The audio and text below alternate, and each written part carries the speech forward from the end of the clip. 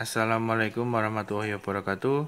Pada video kali ini kami ingin mengajak teman-teman untuk mempelajari isi buku manajemen dana bank syariah. Selamat belajar. Oke, kita langsung masuk ke bab 1, yaitu mengenal bank syariah di Indonesia.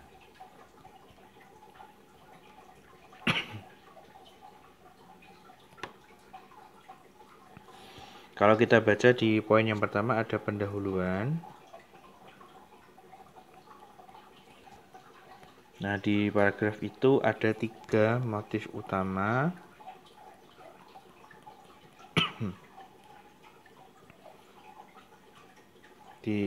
Dibangun atau dibentuknya bank syariah. Ada yang namanya riba, karena riba ya. Yang kedua adalah karena maisir. Yang ketiga gharar. Riba ini artinya tambahan. Sedangkan maisir ini adalah spekulasi. Gharar ini tidak jelas. Saya jelaskan. Riba itu tambahan. Ya, kita semua tahu kalau bunga bank itu riba. Kemudian maisir itu spekulasi. Contohnya begini. Kita tahu bahwa di dalam valuta asing itu ada jual beli. Nah, kita sengaja beli di satu bank kemudian jual di bank lainnya, berharap ada keuntungan dari selisih bunga itu. Tapi kita nggak tahu apakah keuntungan itu betul-betul terjadi. Itu spekulasi ya. Lebih ke taruhan kalau yang ini, taruhan. Kemudian yang ketiga adalah gharar tidak jelas. Tidak jelas itu artinya sebenarnya hampir-hampir sama dengan taruhan ya. Taruhan itu pun juga tidak jelas gitu. Tidak jelas apakah nanti keuntungannya dari mana, kemudian tujuannya penempatan dana untuk apa tidak jelas. Nah, manfaatnya terutama dari sisi manfaat ya, manfaatnya itu tidak jelas. Sehingga dari ketiga hal ini maka dibangunlah atau dibentuklah namanya bank syariah di Indonesia. Dan bank syariah ini biasanya identik dengan Islamic banking ya namanya. Islamic banking.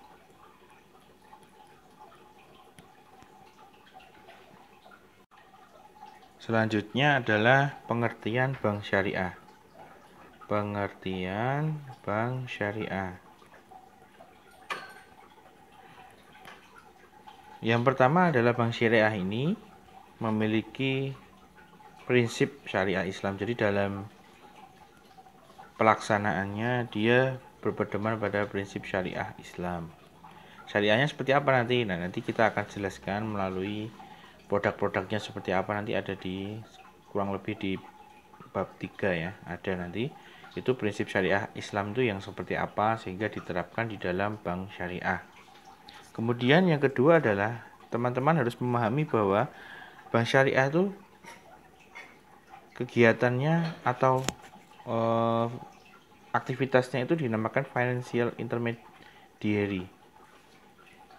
Financial intermediary. Artinya apa? Financial intermediary itu berarti bank ini sebagai penengah. Ya, penengah antara kelebihan dana dan yang kekurangan dana. Jadi sebagai penengah antara yang kelebihan dana dengan yang kekurangan dana. Jadi bank ini sifatnya tidak seperti jual beli barang gitu ya. Kita produksi barang kemudian dibeli orang gitu enggak ya. Tapi bank ini penengah atau intermediator antara yang lebih dana. Misalnya kita punya uang saku, kemudian sisa, nah itu sisanya akan kita tabung. Nah itu artinya kita sebagai seorang yang kelebihan dana. Nah, yang kekurangan dana ini misalnya kalau kita mau beli barang, tapi kita belum ada uangnya sehingga nanti ada produk namanya produk jual beli di bank syariah ada nanti ya. Itu berarti kita kekurangan dana. Nah, bank syariah ini sebagai penengahnya gitu, penengahnya. Kemudian ada 5 di sini diceritakan kegiatan utama bank syariah.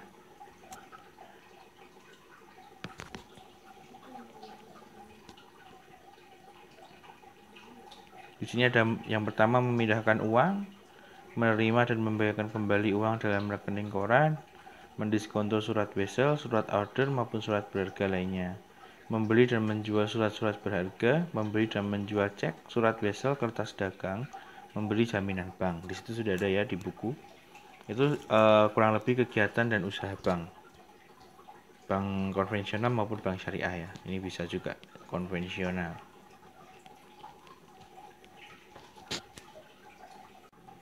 Kita lanjutkan yang poin C,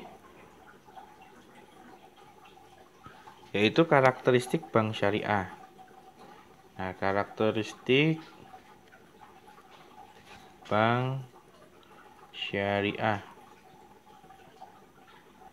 Yang pertama adalah pelarangan riba dalam bentuk apapun. Jadi ini yang pertama ya, hampir sama sebenarnya yang tadi, yang bab pendahuluan atau poin pendahuluan tadi saya ceritakan, ada riba, ada maisir, dan ada goror. Itu ini yang pertama ya, yang pertama diceritakan adalah riba. Jadi yang paling utama ini riba sangat dilarang di bank syariah. Oke, nanti kita pelan-pelan ribanya dalam bentuk apa. Yang kedua adalah tidak mengenal konsep nilai waktu uang. Tidak ada nilai waktu uang. Jadi bagi bank syariah ini sebenarnya ngeling sama atau berhubungan dengan yang nomor 3, bahwa konsep uang itu bukan komoditas. Ini sama dengan, bukan sama dengan komoditas. Tapi di sini uang sebagai alat tukar saja. Makanya di bank syariah dia tidak ada namanya nilai waktu uang, karena uang di sini sebagai alat tukar, bukan komoditas. Bank itu yang konvensional itu kan menjual uang, jadi komoditas. Uang itu dianggap sebagai barang, tapi di bank syariah uang ini dianggap sebagai alat tukar. Makanya nih yang nomor 2 dan nomor 3 itu sebenarnya berhubungan. Kemudian yang selanjutnya adalah ada tidak diperkenankan spekulatif. Ya, spekulatif tadi sudah dijelaskan di yang pertama ya, pendahuluan, bahwa tidak boleh spekulatif. Yang kelima, tidak boleh dua harga dalam satu barang. Ya, maksudnya adalah ya kalau barangnya satu, harganya juga satu, berapa? Misalkan mesin ya, mesin di dalam akad jual beli itu nanti dia dibeli oleh konsumen itu harganya sekian, misalkan 8 juta. Nah kalau 8 juta ya harganya memang 8 juta, bukan nanti kalau misalkan kredit ada penurunan harga atau bagaimana, atau ada kenaikan harga, itu bukan seperti itu ya. Kemudian yang keenam adalah tidak boleh dua transaksi dalam satu akad. Jadi akadnya apa? Oh jual beli, oh sewa, ya, oh bagi hasil. Itu berarti satu akad. Kalau kita mau bagi hasil tidak boleh dicampur dengan jual beli juga. Jadi kalau mau jual beli lagi nanti ada akadnya lagi. Begitu. Saya lanjutkan di poin yang D adalah peran bank syariah. Peran bank syariah.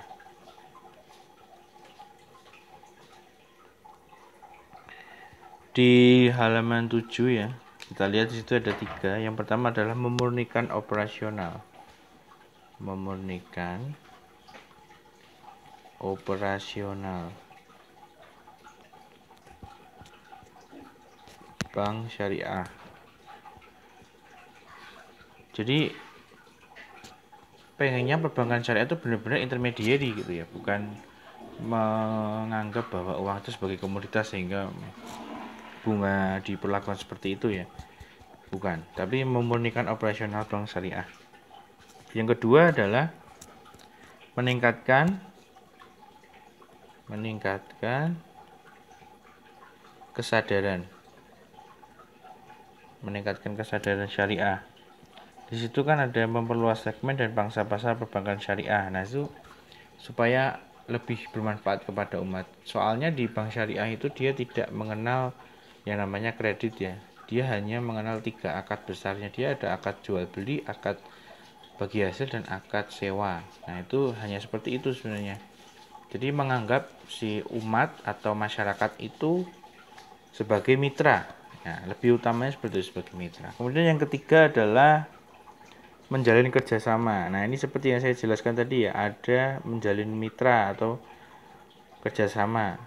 Menganggap bahwa konsumen atau nasabah itu adalah mitra.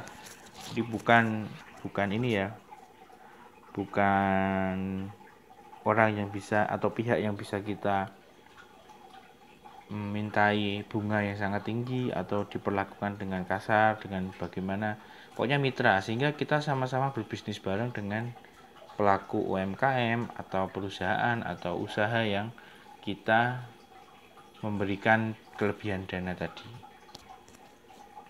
Lalu kemudian di halaman 9 juga ada, itu ada 7 ya, 7 peran bank syariah ini secara khusus. Secara khusus ini yang pertama ada menjadi perekat nasionalisme.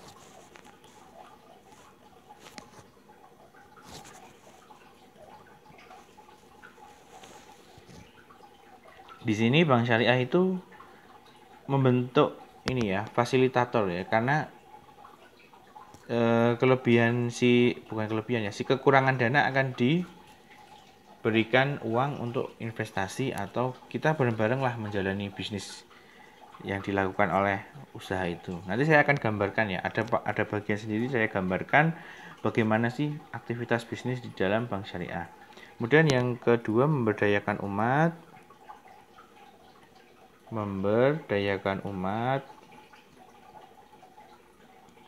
Lalu ada memberikan return yang lebih baik, menurunkan spekulasi, mendorong pemerataan pendapatan,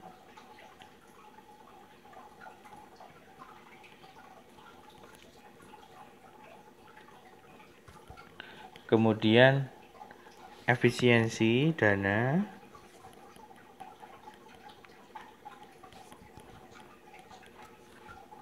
lalu yang ketujuh adalah moral ya, karena di sini kan benar-benar mitra pelaku UMKM itu mitra. Saya lanjutkan di bagian E, itu ada struktur organisasi. Di struktur organisasi ini ada namanya nanti DPS, Dewan Pengawas Syariah.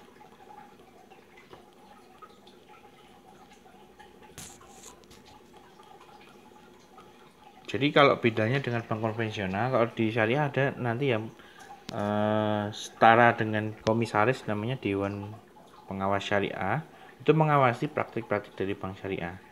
Nah, di sini bank syariah ada 2 ya teman-teman. Ada yang dia memang bank syariah umum, atau kalau kita nyebutnya biar gampang, bank semua operasional itu bank syariah. Jadi bank umum syariah, seperti bank muamalat misalnya, itu bank umum syariah.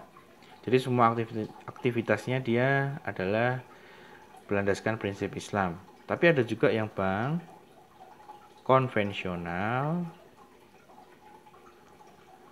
tapi memiliki usaha syariah. Misalnya banyak sekali nih ya. Ada BRI Syariah, ada Bank Panin Syariah, ada apalagi Mandiri Syariah, dan lain sebagainya, banyak banget. Nah, posisi DPS itu beda yang di sini sama yang di sini. Kalau DPS di Bank Umum Syariah itu dia membawahi semuanya.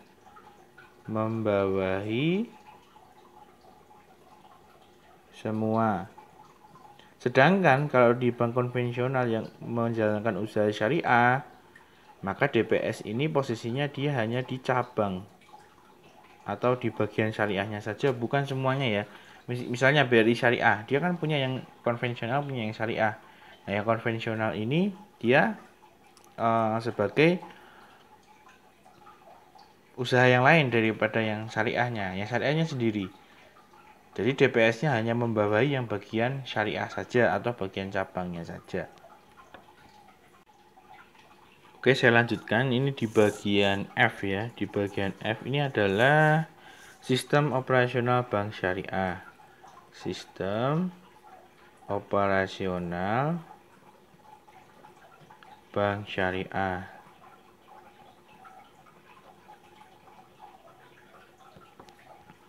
Nah, di sini saya mau gambar sebenarnya operasionalnya bank syariah itu gimana sih? Kan tadi kan saya ngomong ada financial intermediary. Nah, operasionalnya bagaimana?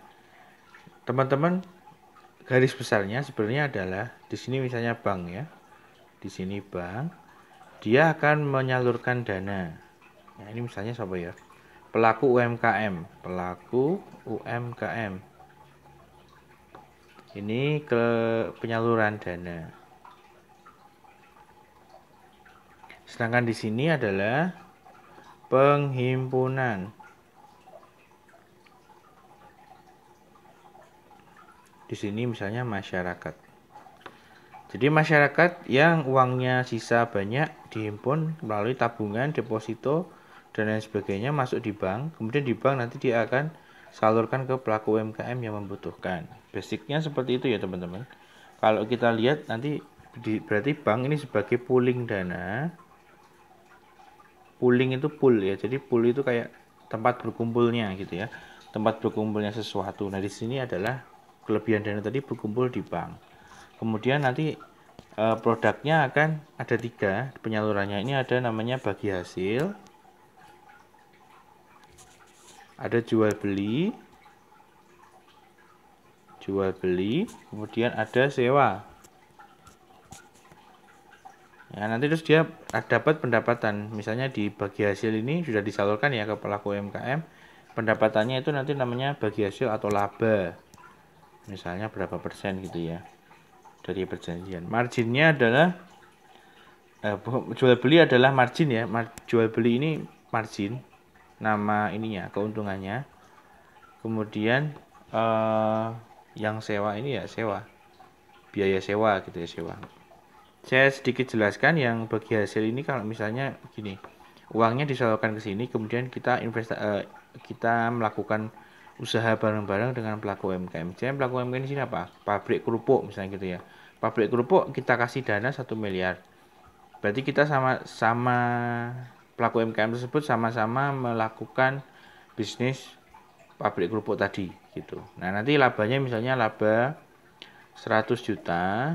Nah, tinggal bagi hasil kita berapa, pelaku UMKM-nya berapa, begitu. Kemudian jual beli. Di jual beli ini margin. Misalnya pelaku UMKM butuh mesin ya. Nah, kita belikan dulu mesin tadi, harganya misalnya 1 miliar. Nanti pelaku UMKM-nya tinggal bayar ke kita berapa. Misalnya 1 miliar lebih 2 juta gitu ya. Nah, nanti berarti marginnya 2 juta buat kita. Tapi kita sudah membelikan mesin tadi. Ya. Bentuk kepemilikannya akan berpindah dari bank syariah ke pelaku UMKM kalau jual beli. Sedangkan kalau sewa itu pelaku UMKM nanti hanya membayar sewa ke sini. Misalkan tadi banknya beli mesin 1 miliar ya. Pelaku UMKM-nya nanti hanya menyewa mesin tersebut, kemudian dikembalikan lagi, dan bank akan menjual mesin tersebut ketika sudah masa residu atau sudah habis pakainya oleh pelaku UMKM. Ya, dan nanti juga ada pendapatan lain-lain. Ini nanti ada. Misalnya apa? Di situ ada kayak misalnya jasa keuangan ya, jasa keuangan kirim uang, kemudian ada SARF itu jual beli valuta asing, di sini juga ada. Saya lanjutkan di poin terakhir ini di bagian G, dia ada jumlah bank syariah ya. Ini yang menarik, di subnya namanya perkembangan. Ini G ini nanti namanya perkembangan bank syariah di Indonesia ya. Itu di situ ada berbagai angka dari 2010 sampai 2014 ya. Dari angka ini sebenarnya kalau kita lihat tidak ada perkembangan besar di dalam bank syariah ya. Rata-rata jumlah bank umum syariah 11 dari 2010 sampai 2014. Kemudian unit usaha syariah juga 23, 24 begitu ya. Kemudian ada BPR syariah juga, itu kurang lebih sekitar 150 sampai 164 dari 2014. Cukup rata, cukup stabil. Sebenarnya ini angka yang tidak ada perkembangan sebenarnya, tapi kita juga bersyukur bahwa bisa bertahan. Bisa bertahan artinya ya selalu 11 rata di selalu 23, 24. Artinya stabil perkembangannya. Artinya mereka bisa berjalan dengan baik begitu. Meskipun tidak banyak perkembangan, tapi yang patut kita syukuri adalah angkanya stabil. Artinya tidak ada bank yang tiba-tiba kolaps atau bangkrut dan lain sebagainya. Nah, itu yang perlu kita syukuri dari adanya bank syariah ini gitu. Kemudian di halaman 19 ada juga upaya pemerintah untuk merealisasikan strategi pengembangan bank syariah. Nah, ini juga bagus teman-teman. Untuk mengembangkan yang 11 sama 23, 24 tadi ini supaya bisa lebih baik. Ada 3 di situ, ada penyempurnaan ketentuan, ada pengembangan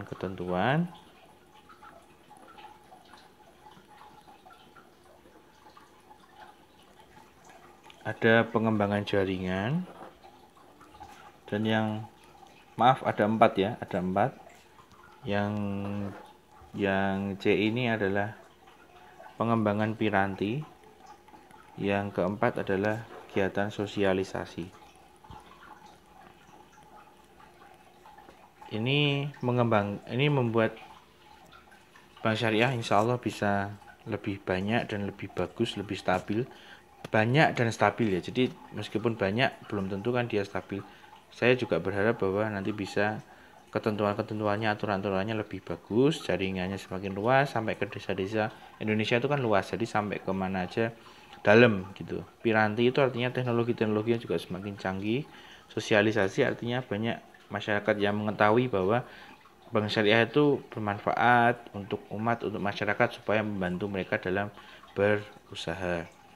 Demikian penjelasan untuk bab 1 yaitu mengenal bank syariah di Indonesia.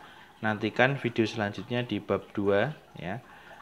Insya Allah akan segera saya upload dalam channel ini. Terima kasih. Assalamualaikum warahmatullahi wabarakatuh.